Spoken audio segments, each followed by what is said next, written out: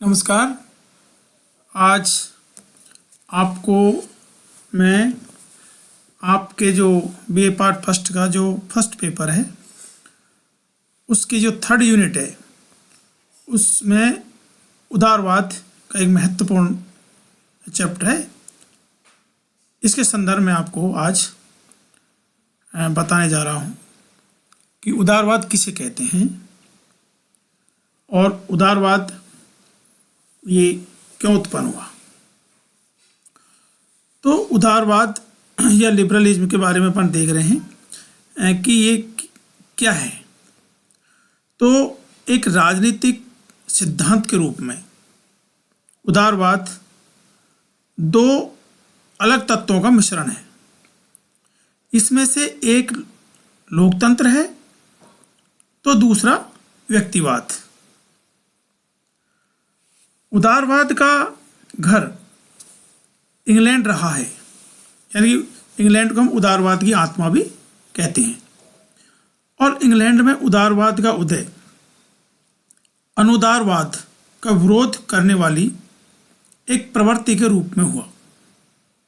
इसलिए उदारवाद को अनुदारवाद का विलोम तथा प्रगति और परिवर्तन का पर्यायवाची भी मानते हैं। हम उदारवाद का अर्थ लेते हैं। उदारवाद की एक परिभाषा देना कोई सरल काम नहीं है, क्योंकि यह कुछ सिद्धांतों का समूह मात्र ही नहीं अपितु दिमाग में रहने वाली एक आदत भी है। एक विद्वान है हैकर, उन्होंने कहा है कि राजनीति की शब्दावली में उदारवाद एक ऐसी सामान्य धारणा बन चुका है कि इसकी सटीक परिभाषा देने वाला तो कोई बहादुर व्यक्ति ही होगा। यह व्यक्ति के प्रति एक दृष्टिकोण है। व्यक्ति, राज्य और राज्य तथा व्यक्ति के संबंधों के बारे में एक विचार है। उदारवाद का हम मोटे तौर से अर्थ लगाते हैं स्वतंत्रता, अर्थात बाहरी प्रतिबंधों से व्यक्ति की स्वतंत्रता और अपने विश्वासों के अनुसार कार्य करने की स्वतंत्रता अर्थात आज़ादी। मोटे तौर पर उदारवाद व्यक्तिगत स्वतंत्रता, न्यायिक सुरक्षा तथा संवैधानिक राज्य का सिद्धांत तथा व्यवहार है। अब आप समझ गए होंगे कि उदारवाद क्या है। अब हम देखते हैं कि उदारवाद की पृष्ठभूमि या उदारवाद का उदय। तो उदारवाद का उदय कुछ प्रवृत्तियों की वजह से हुआ था और वो प्रवृत्तियां निम्न हैं। पहली है औद्योगिक क्रांति और पूंजीपति वर्ग का उदय। औद्योगिक क्रांति से विभिन्न प्रकार का उत्पादन होने लगा। एक पूंजीपति या समृद्धशाली वर्ग उत्पन्न हो गया। यह वर्ग सामाजिक जीवन में बहुत प्रभावशाली हो गया। उसने यह स्वीकार करवा लिया था कि व्यक्तियों के आर्थिक जीवन में सामाजिक, राजनीतिक, नैतिक कोई प्रतिबंध नहीं होती। इस प्रकार आर्थिक स्वतंत्रता की भावना उदारवाद का स्रोत बनी। आर्थिक स्वतंत्रता की भावना उदारवाद का स्रोत बनी। ये औद्योगिक क्रांति और पूंजीपति वर्ग के संदर्भ में था। दूसरा आता है नवजागरण। अब नवजागरण के संदर्भ में हम देखते हैं कि प्राचीन युग में, हम जब देखते हैं प्राचीन युग में यूनान के संदर्भ में, तो यूनानी चिंतन उस समय प्राचीन काल में लौकिक था। लौकिक का मतलब इसी जीवन के संदर्भ में था। मध्य युग में पारलौकिक हो गया, अर्थात ईश्वर को केंद्र बिंदु माना गया।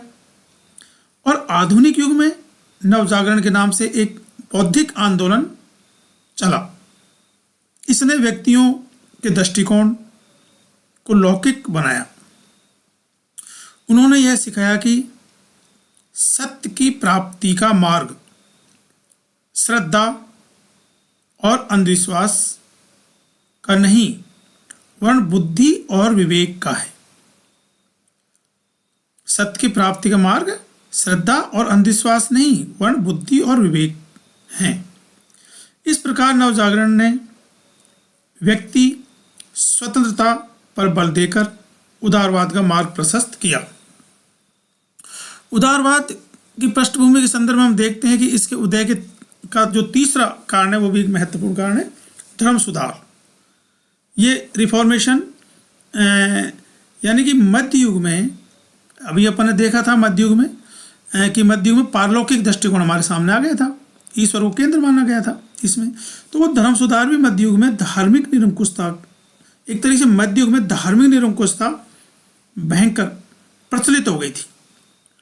और उस समय मार्टिन लूथर, एक दूसरे विद्वान हुए थे ज्विगली तथा काल्विन आदि धर्म सुधार को, ये ऐसे लोग थे जिन्होंने धर्म के संदर्भ में अपने विचार दिए थे। धर्म के में जो बुराइयां हो गई थी उनको दूर करके उस धर्म सुधार के संदर्भ में अपने विचार दिए थे। इनके द्वारा धार्मिक निरंकुशता का विरोध किया। इस प्रकार धर्म सुधार ने धार्मिक जीवन की बुराइयों का अंत कर व्यक्तियों को वास्तविक अर्थों में धार्मिक स्वतंत्रता प्रदान की। पांचवा आता है निरंकुशतावादी शासन के विरुद्ध प्रतिक्रिया। चौथा है निरंकुशतावादी शासन के विरुद्ध प्रतिक्रिया। तो निरंकुशतावादी शासन के विरुद्ध प्रतिक्रिया उत्पन्न होनी स्वाभाविक थी, क्योंकि निरंकुशता कोई भी चीज की हो बुरी होती है। और जॉन लॉक, मिल, स्पेंसर तथा टी.एच. ग्रीन के द्वारा व्यक्ति स्वतंत्रता उदारवाद का प्रतिपादन किया गया। और इन विद्वानों ने, जॉन लॉक ने और जे.एस. मिल ने, स्पेंसर ने, टी.एच. ग्रीन ने अपने विचार दिए थे। आज अपन इतना ही लेंगे, कल इससे आगे देखेंगे। धन्यवाद।